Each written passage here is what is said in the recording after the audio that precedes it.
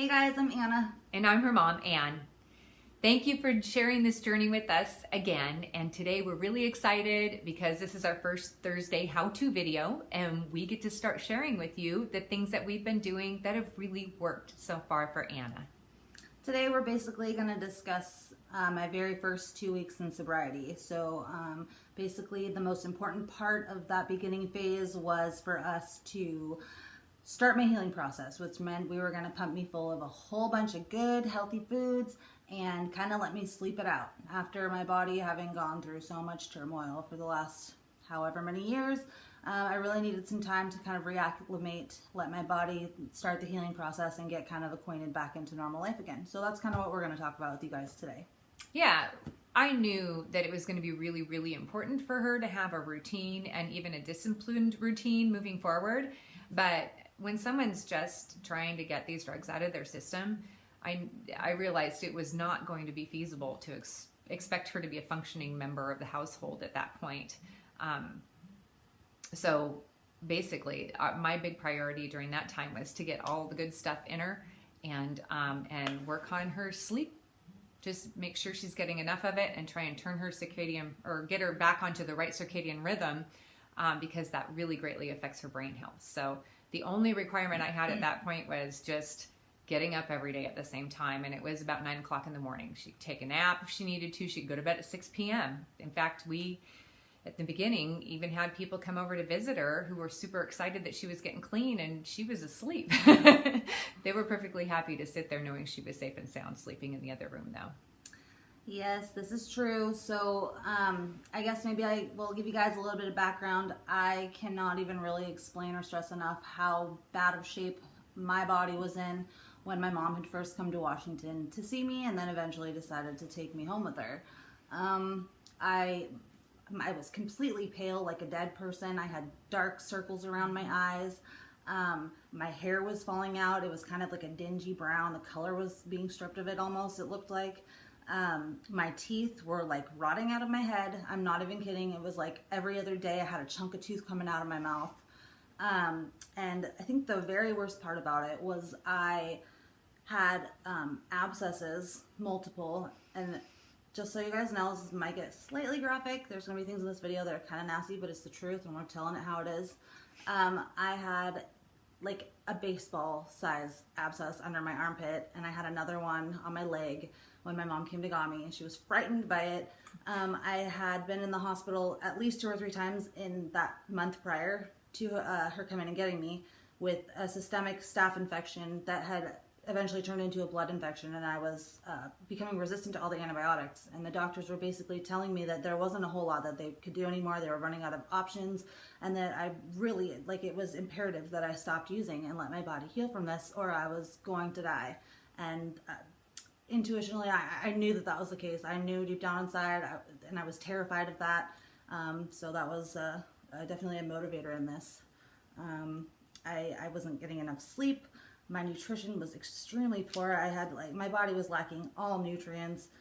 And this is also kind of nasty, but when I was injecting, I was noticing that, like, literally the blood in my body was not even the color of blood. It was like dark and thick. I mean, my entire system was shutting down. I was able to drop like 20 pounds within the first less than a month of after my mom came and got me, because I had been carrying so much water weight because my kidney function was just, well, it wasn't minimal, functioning. Yeah, it was minimal. I mean, I was retaining a mass amount of water. So, I mean, if you can imagine a person, every single part of their body shutting down, that's what was happening to me. I hadn't pooped in like a month. Like, this is really how it was, and my body was in desperate need of healing.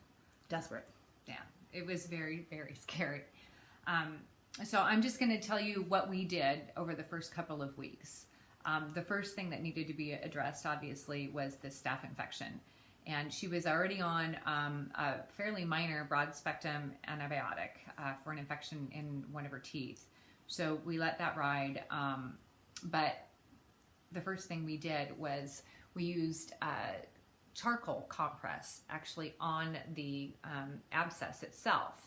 And that was really amazing. It made a huge difference. And she also used colloidal silver. Both of these we got at our local nutrition store.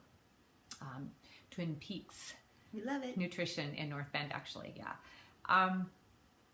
I really do think that those two pieces together, the silver and the charcoal, I really honestly believe that saved her life at that point, because a staph infection in your lymph nodes that's gotten into your blood and has traveled throughout your body is a pretty big deal.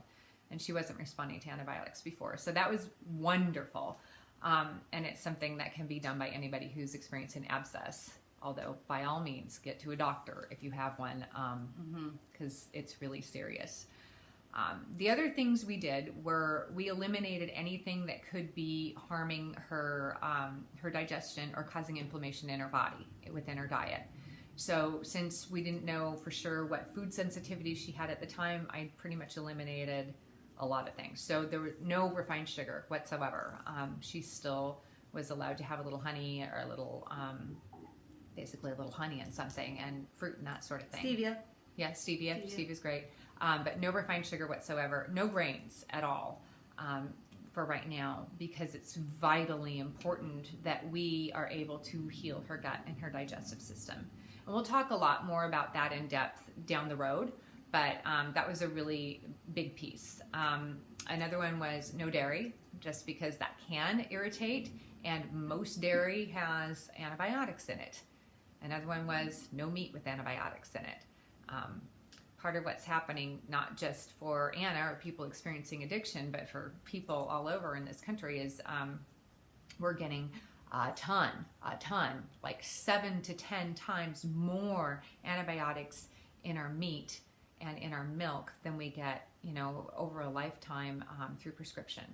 And what that does is it makes us resistant to them, which is what was happening with Anna. So we took all of that out of her diet, and then we started adding in lots of fresh, good, clean water with lemon in it, and that really helped flush her kidneys out and clean up her liver. So start every morning with water with lemon squeezed right in it, and then we give her fresh celery juice.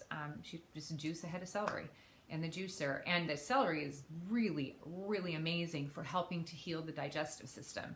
And it may not seem like, oh, so why are you starting with her digestive system? Well, 70% of your nervous system is in your digestive system. The digestive system and the brain basically are running the show for a lot of your body and have dramatic impact and effect on every function of your body. So we started with the basics.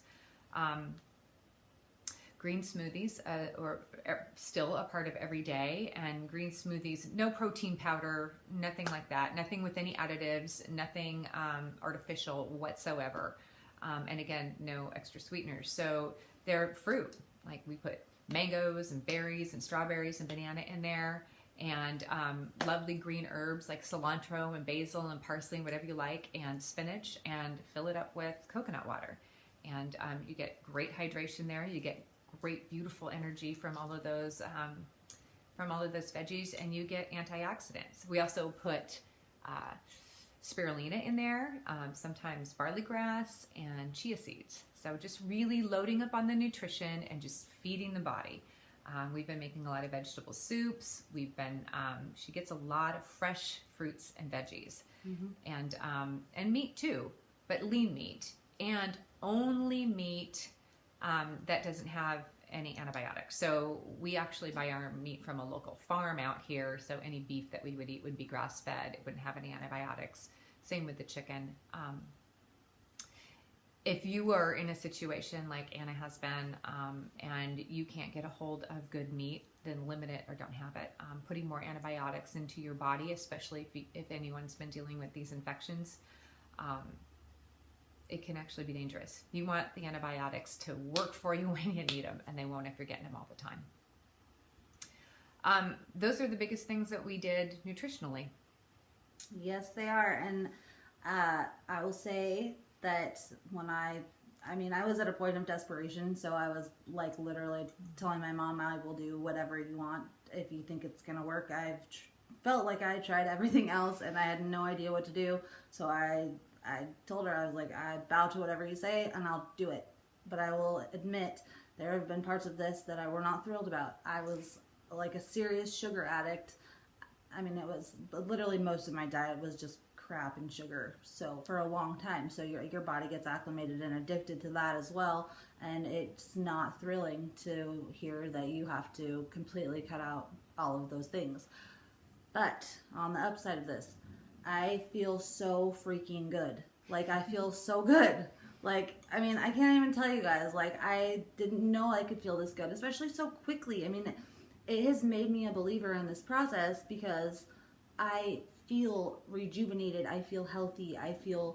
I'm energized. I sleep really good at night. I have the energy and like my passion, and I feel really great. And so it really helps with my motivation to keep on this process. And after the first month and a half, we implemented little things back into my diet. Like now I'm eating a little bit of dairy, but it's all, no hormones. We eat raw milk. So, I mean, not pasteurized or anything. That's much healthier. But we also realize not everybody has that luxury. So we're just really lucky with that. But I still really, really limit the sugar except for sweets. But yeah, I mean, You mean sugar in your sweets, not sugar except for sweets. I meant to say except for fruits. That's good. Those are her new sweets. They're my new sweets. I meant to say we limit the sugar, no artificial sugar, none of that crap. But I eat a lot of fruit, and that it's curbed my sugar appetite for sure. So that's been great. But I mean, my hair's thickening and getting nice again. My skin looks amazing. Well, it looks amazing to me. It looked a lot worse before. I sleep fantastic. I just have mass energy. I just feel so good. And so as much as it might be hard to hear that these are honestly, in our opinions, really imperative things to do, and there are a lot of things that you will probably be eliminating from your diet at first, I can assure you with how good you are going to feel, you're going to want to keep doing it. I mean, literally. And you get over those cravings for that bad stuff too after a while. You really do. Mm-hmm. And so I can't even stress enough how great I feel just from these things in my process. And there's a lot of other things that we will get into in further videos, but I mean, just those things alone have been amazing. I feel so good too. I want to speak to any of the family members of people struggling with addiction right now. If you consider ever doing what we're doing or trying to do what we're trying to do, I was really nervous to do this. She's been an addict for 10 years. We've been dealing with it for a long time. There have been a lot of ups and downs, and you'll hear about them. But trying to figure out how to trust this process and how to make it not turn my life upside down in a way that would be really detrimental to my health. I was concerned and I was worried, but I have to say it's been really amazing because all those years when she wasn't with us, when she was off using and I felt really helpless. I felt like I had no power in the situation. I couldn't convince her what to do or how to do it. And I had no way of alleviating her suffering or the suffering that her using was causing me or anyone else in the family. And now I feel like I have a sense of ownership and almost a little influence here. It feels really, really good to be able to do something. It's really wonderful. And it hasn't been a burden on me like I thought it was. And I deal with a pretty significant autoimmune disease. So for me, this is a really big deal, taking on another responsibility, especially if it could affect my health. But, we've made Anna a regular part of the household now. So it's fantastic. I've got another adult woman in here. She cooks, she cleans, she helps me out. I feel like I've got another partner in keeping the house and keeping things running around here. And that's really cool. Doing those chores and taking care of things also gives her, a boost of self-esteem, and you get to do something valuable. Mm-hmm. So on a lot of levels, this has been really amazing for me too. And I thought that was important to share. Thank you guys so much for watching and following us on this journey. We are really excited to share all this information with you because it's been so beneficial to us. And if there's anybody that you know or if you could benefit from this, we really hope you do, because I think that's kind of our mission here. We want to spread the word because this has been fantastic for both of us. It has. Thank you so much. Thank you. See you on Monday. Bye. Bye.